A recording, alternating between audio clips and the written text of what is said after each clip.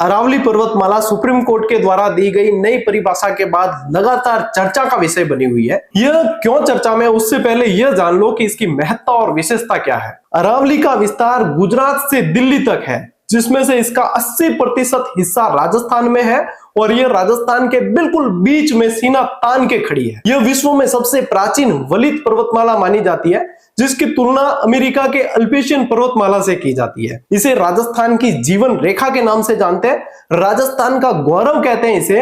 यह जल विभाजन रेखा का काम भी करती है। अरावली में राजस्थान की सर्वाधिक जैव विविधता देखने को मिलती है। इसमें लगभग 300 देसी पौधों की प्रजातियां और 120 पक्षियों की प्रजातियां हैं और सैकड़ों वन्य जीवों की प्रजातियां यहाँ पे पाई जाती है। राजस्थान की धार्मिक पहचान को भी ये संजोए हुए हैं और राजस्थान के सभी मंदिरों में से लगभग 40% मंदिर इन्हीं पहाड़ियों में स्थित है। यह अरावली ही है जिसकी वजह से रेगिस्तान का फैलाव रुका हुआ है, अन्यथा जो उत्तरी भारत की संबंधता अभी हम देख पा रहे हैं वो रेगिस्तानी मरुस्थल में तब्दील हो चुका होता। जो दिल्ली और एनसीआर के लोग अब तक भी सांस ले पा रहे हैं, उसके पीछे भी कहीं ना कहीं अरावली का ही योगदान है। अन्यथा एनसीआर क्षेत्र में प्रदूषण का लेवल आप सभी जानते हैं। राजस्थान में जो अरब सागर के मानसून से वर्षा होती है, यह सिर्फ अरावली के कारण ही हो रही है, नहीं तो यहाँ अकाल के अलावा कुछ देखने को नहीं मिलेगा। वर्तमान में केंद्र सरकार की एक रिपोर्ट के अनुसार अरावली की पहाड़ियों की नई परिभाषा पर सुप्रीम कोर्ट का रुझान देखने को मिला है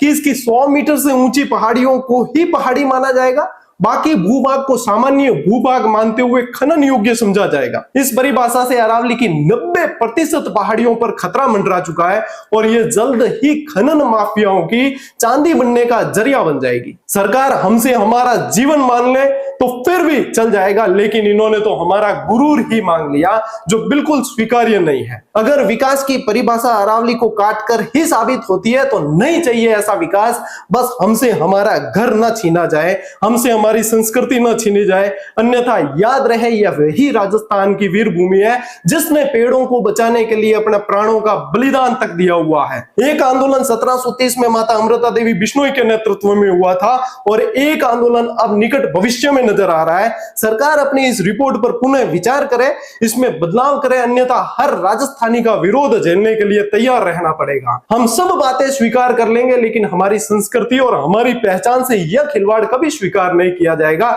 जय जय राजस्थान, जय जय अरावली।